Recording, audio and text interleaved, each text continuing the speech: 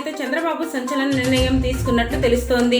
TDP polit bureau సమావేశంలో Vijayawada MP అభ్యర్థిగా నారా భువనేశ్వరి పేరును ఖరారు చేసినట్లు సమాచారం. ఎంపీ కేశినేని నాని టీడీపీకి రాజీనామా చేసి వైసీపీలో చేరడంతో ఆయన తమ్ముడు కేశినేని శివనాథ్ అలియాస్ చిన్నికి లైన్ క్లియర్ అయిందని అందరూ భావించారు. కానీ అనూహ్యంగా నారా భువనేశ్వరి పేరు తెరపైకి వచ్చింది.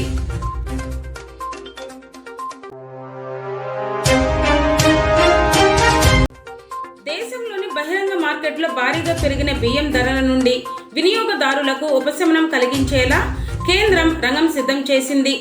భారత్ రైస్ పేరిట బియ్యాన్ని విక్రయించే కార్యక్రమాన్ని నేడు ప్రారంభించనున్నట్లు ప్రకటించింది.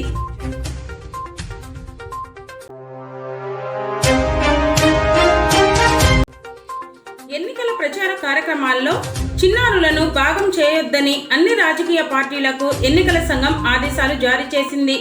ప్రచార కార్యక్రమాల్లో చిన్నారులను ఎట్టి పరిస్థితుల్లోనూ భాగం చేయొద్దని పేర్కొంది. ఈ మేరకు అన్ని రాజకీయ పార్టీలకు ఆదేశాలు జారీ చేసింది.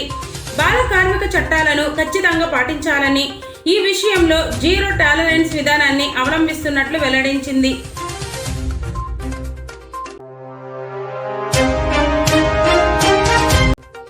బాపులపాడు మండలం వీరవల్లి గ్రామంలోని రైల్వే గేటు సమీపంలో కోపర్ల లక్ష్మణ మృతి చెందగా ఆ కుటుంబ సభ్యులకు గన్నవరం ఎమ్మెల్యే వల్లభనేని వంశీమోహన్ సొంత నిధుల నుండి 5,000 రూపాయలు వారి కుటుంబ సభ్యులకు వీరవల్లి వైఎస్ఆర్సీపీ కన్వీనర్ గూడవల్లి రత్న సుధాకర్ వైసీపీ నాయకుల చేతుల మీదుగా అందజేయడం జరిగింది.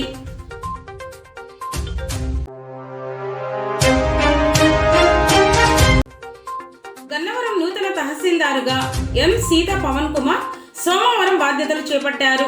గతంలో వీరు తూర్పుగోదావరి జిల్లా రాజానగరం తహసీల్దారుగా పనిచేశారు. సాధారణ ఎన్నికల బదిలీల్లో భాగంగా గన్నవరానికి బదిలీ అయ్యారు. నూతనంగా బాధ్యతలు చేపట్టి తహసీల్దార్కు సిబ్బంది సాదర స్వాగతం పలికి అభినందనలు తెలిపారు.